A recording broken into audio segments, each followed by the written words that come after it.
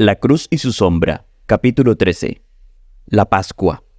La Pascua era la fiesta de apertura de la ronda anual de los servicios religiosos. Era tanto conmemorativa como típica, conmemorativa de la liberación de los hijos de Israel de la esclavitud de Egipto, y típica de la liberación del azote del pecado de cada individuo que reclama a Cristo como su Cordero Pascual y acepta su sangre como una cubierta por los pecados del pasado. Primera de Corintios capítulo 5 versículo 7. La Pascua era celebrada a comienzos de la primavera, cuando los capullos y las flores proclamaban que el invierno había pasado. Al acercarse la fecha para esta fiesta, cada camino que conducía hacia Jerusalén estaba repleto con devotos judíos abriéndose paso hacia la santa ciudad, porque cada hombre de los hijos de Israel tenía que comparecer ante el Señor en ocasión de esta fecha. Deuteronomio capítulo 16, versículo 16. Todas las clases sociales se entremezclaban en estas compañías viajantes, que estaban constantemente aumentándose al acercarse a la ciudad. Pastores, granjeros, sacerdotes y levitas, hombres de todas las ocupaciones de la vida, se unían a las multitudes que entraban a Jerusalén de todas direcciones. Las casas de las ciudades se abrían de par en par para entretenerlos, y se levantaban tiendas sobre los tejados y en las calles para albergar a aquellos que asistían a las fiestas y para proveer alojamiento, donde como familias y grupos podían reunirse para comer el Cordero Pascual. Antes de la liberación de los hijos de Israel de Egipto, el año nuevo comenzaba en el otoño. Éxodo capítulo 23, versículo 16, capítulo 34, versículo 22. Pero cuando el Señor sacó a los israelitas de la esclavitud egipcia, en el mes de Abib o Nisán, Él dijo: Este mes os será principio de los meses, para vosotros será este el primero en los meses del año. Éxodo capítulo 12, versículo 2. El mes de Abib corresponde al final de marzo y el primero de abril. El día 10 del mes de Abib se escogía el Cordero de la Pascua y se guardaba separado del resto del rebaño hasta el día 14 del mes, cuando era inmolado. Había una hora fijada para la inmolación del Cordero, entre las 2 tardes, Éxodo capítulo 12, versículo 6, o alrededor de la hora 9 del día, que según nuestros cálculos de tiempo sería alrededor de las 3 de la tarde. El Cordero era asado completo, sin quebrarle ni un solo hueso. Si la familia era pequeña, varias familias podían juntarse en el banquete. Pan sin levadura y hierbas amargas eran consumidos con el Cordero. El pan sin levadura conmemoraba la huida apresurada de Egipto, cuando los hijos de Israel se llevaron su masa antes que la eudara, sus masas envueltas en sus sábanas sobre sus hombros. El pan sin levadura tipificaba también la condición de aquel que está cubierto por la sangre de Cristo, el Cordero antitípico. Éxodo capítulo 12, versículos 1 a 46. A dicha persona el Señor le dice: Así que celebremos la fiesta, no con la vieja levadura, ni con la levadura de malicia y de maldad, sino con panes sin levadura, de sinceridad y de verdad. Primera de Corintios capítulo 5 versículo 8. En la fiesta no solo se usaba pan sin levadura, sino que no se permitía que hubiera levadura en la casa durante toda la semana después del día siguiente de la Pascua. Este es un hermoso emblema del cristiano, quien, mientras alega estar protegido por la sangre de Cristo, debería guardar su boca de hablar, así como su corazón debería estar libre de la levadura de malicia y maldad. Las hierbas amargas eran un recordatorio de su cruel esclavitud en Egipto. El cordero debe ser consumido durante la noche del día 14 del mes. Si quedaba alguna parte de la carne hasta el amanecer, era quemado por fuego. Cuando el cordero era inmolado, una rama de hisopo se sumergía en la sangre, y con ella debían golpear los postes laterales y el dintel de la puerta de la casa, donde el cordero era consumido. Esto conmemoraba esa maravillosa liberación del primogénito de Israel, cuando todos los primogénitos de Egipto fueron matados. El Señor dijo: Y la sangre os será por señal en las casas donde vosotros estéis, y veré la sangre, y pasaré de vosotros, y no habrá en vosotros plaga de mortandad cuando hiera la tierra de Egipto. Éxodo capítulo 12, versículo 13. Si bien el evento conmemorado por la sangre en el dintel era maravilloso, Sin embargo, el evento tipificado era mucho más maravilloso. Tan ciertamente, mientras el ángel destructor pasaba por medio de Egipto y colocaba la mano helada de la muerte sobre la frente de cada niño primogénito que no estaba protegido por la sangre, así la segunda muerte, del cual no había resurrección, recaería sobre todos aquellos que no han sido limpiados de sus pecados por la sangre de Cristo. Apocalipsis capítulo 20 versículos 14 al 15. No había respeto por personas. Todos fueron matados, desde el heredero del trono de Egipto hasta el primogénito del prisionero en el calabozo. La posición exaltada, riqueza o fama mundana no lo protegerá del ángel destructor del Señor. Una sola cosa escudará por igual al rico y al pobre, y es la sangre preciosa de Cristo. Pero si andamos en luz, como Él está en luz, tenemos comunión unos con otros, y la sangre de Jesucristo su Hijo nos limpia de todo pecado. Si decimos que no tenemos pecado, nos engañamos a nosotros mismos, y la verdad no está en nosotros. Si confesamos nuestros pecados, Él es fiel y justo para perdonar nuestros pecados y limpiarnos de toda maldad. Primera de Juan capítulo 1 versículos 7 al 9. Morando sobre el lado conmemorativo de la celebración de la Pascua, fortalece nuestra fe, acordándose cómo el Señor luchó por su pueblo afligido, cómo Él escuchó sus clamores y obró milagros por su liberación, brinda una bendición al alma, pero también hay salvación para aquel que mora sobre la parte típica de la celebración de la Pascua, y reclama las bendiciones allí puestas en la sombra del tipo y símbolo.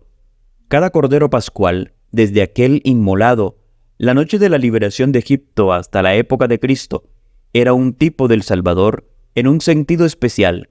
Nuestra Pascua, que es Cristo, ya fue sacrificada por nosotros. Primera de Corintios capítulo 5 versículo 7. Así como el cordero para la Pascua había sido retirado del rebaño días antes de ser inmolado durante siglos, y se había guardado separado, un cordero marcado para la muerte, de igual manera, unos días antes que Cristo fuera sacrificado, el Sanedrín lo condenó a muerte. Desde aquel día, al contemplarlo, ellos sabían que su muerte estaba señalada. Al guardarse el cordero separado, Jesús ya no andaba abiertamente entre los judíos. Juan capítulo 11 versículos 47 al 54. Esto fue tan solo unos pocos días antes que Jesús fuera apresado por la cruel turba y condenado por falsos testigos. A la mañana siguiente, a esa horrenda noche de tortura y agonía, el Salvador fue llevado a la sala de juicio de Pilatos, donde toda la noche los judíos habían seguido a Jesús mientras Él estaba en la presencia del sumo sacerdote. Pero ahora, cuando fue llevado a la sala de justicia romana, los judíos no entraron en el pretorio para no contaminarse y así poder comer carne, la Pascua. Juan capítulo 18, versículo 28. De acuerdo a sus leyes ceremoniales de contaminación, no se les permitía comer la Pascua si entraban a aquel lugar. Esto fue la mañana del día en que el Salvador fue crucificado. Era el día de preparación para la Pascua judía, o el día en el cual, entre las dos tardes, el cordero debía ser inmolado, o en otras palabras, era el día 14 del mes de Abib, o Nisán, que en el año en que el Salvador fue crucificado, cayó en viernes, porque el día siguiente era sábado, de acuerdo al mandamiento, el séptimo día de la semana. Lucas capítulo 23, versículos 52 al 56. No fue por casualidad que el Salvador fuera crucificado en viernes, el sexto día de la semana. Durante siglos, Dios había ordenado que el día siguiente a la Pascua, el 15º día del mes de Abib, debía guardarse como un sábado ceremonial. Levítico capítulo 23, versículos 6 al 7. Tipificando de esta manera el hecho que Cristo, la verdadera Pascua, sería ofrecido el día anterior al sábado. El cordero pascual era inmolado entre las dos tardes o alrededor de la hora novena del día. El gran cordero antitípico, mientras colgaba entre el cielo y la tierra como ofrenda por el hombre pecador, alrededor de la hora novena exclamó: «Consumado es», y entregó su vida como una ofrenda por el pecado. Mateo capítulo 27 versículos 46 al 50. Juan capítulo 19 versículo 30. A esta hora los sacerdotes estaban preparándose para inmolar el cordero en el templo, pero fueron frenados en su labor. Toda la naturaleza respondió a esa exclamación de agonía del Hijo de Dios. La tierra se sacudió hacia adelante y hacia atrás, y manos invisibles rasgaron el velo del templo desde arriba hacia abajo. Mateo 27, versículos 50 al 51, demostrando mediante una señal inequívoca que el tipo se había encontrado con el antitipo. La sombra se había encontrado con la sustancia que lanzaba la sombra. Ya no más el hombre se acercaría a Dios mediante ofrendas de animales, sino que debía acercarse valientemente ante un trono de gracia, Hebreos capítulo 4 versículos 15 al 16, y presentar su solicitud en el precioso nombre de Cristo, nuestra Pascua. La obra tipificada por la Pascua se extiende a lo largo de los siglos y no habrá cumplido cabalmente su antitipo hasta que los hijos de Dios estén completamente libres del poder del enemigo de toda justicia. Alaben la misericordia de Jehová y sus maravillas para con los hijos de los hombres. Salmo 107, versículo 8. Fue a medianoche que el ángel destructor pasó por en medio de Egipto y manifestó su poder en la liberación del pueblo de Dios de la esclavitud. De igual manera será a medianoche que Dios manifestará su poder para la liberación final de su pueblo. Éxodo capítulo 12, versículos 29 al 30. El profeta, mirando a través de los siglos, dice: a medianoche se alborotarán los pueblos y pasarán, y sin manos será quitado el poderoso. Job capítulo 34, versículo 20. Aquellos participando de la fiesta de la Pascua no debían dejar nada de la comida hasta el amanecer. La mañana debía traer una nueva experiencia, liberación de la esclavitud. El alma que acepta a Cristo como su Pascua y participa de Él con fe, entra a una nueva experiencia, libertad de la condena de la vieja vida. Cuando Dios manifieste su poder para la liberación final de su pueblo, la mañana no dejará a alguno en esclavitud. Los muros de las cárceles se parten de arriba abajo, y son libertados los hijos de Dios que habían sido presentados por su fe. El conflicto de los siglos, página 695, para nunca más volver a sentir el poder opresor del enemigo. La destrucción de Faraón y toda su hueste en el Mar Rojo y el canto de liberación cantado por los israelitas sobre la otra orilla era típico de la liberación final del pueblo de Dios de esta tierra. Apocalipsis capítulo 15 versículos 2 y 3. Los justos serán alzados para encontrarse con su Señor en el aire, pero los impíos, como la hueste de Faraón, serán dejados muertos sobre la tierra, ni recogidos ni enterrados. Primera de Tesalonicenses capítulo 4 versículos 16 y 17. Jeremías capítulo 25 versículos 30 al 33. Ningún extranjero podía participar del banquete de la Pascua, pero en el antiguo servicio levítico se había hecho provisiones mediante los cuales un extranjero, al cumplir ciertas ceremonias y ritos, podía llegar a ser un israelita y entonces participar de la Pascua. Éxodo capítulo 12, versículo 48. El pecado le impide al hombre de compartir en las bendiciones prometidas a los hijos de Dios, pero existe un remedio para los pecados. Si vuestros pecados fueren como la grana, como la nieve serán emblanquecidos. Si fueren rojos como el carmesí, vendrán a ser como blanca lana. Isaías capítulo 1, versículo 18. Si alguno hubiese pecado, abogado tenemos para con el Padre, a Jesucristo el justo. Primero de Juan capítulo 2, versículo 1.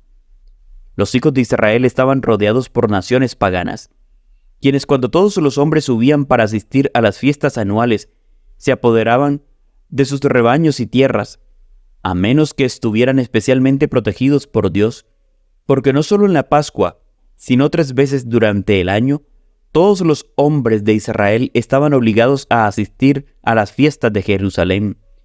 Subían confiados en la promesa, porque yo ensancharé tu territorio, y ninguno codiciará tu tierra, cuando subas para presentarte delante de Jehová tu Dios, 3 veces en el año. Éxodo capítulo 34, versículo 24. Tenemos hoy en día el mismo Dios, y para el hombre o la mujer que busca, buscad primeramente el reino de Dios y su justicia. Mateo capítulo 6, versículo 24 al 33.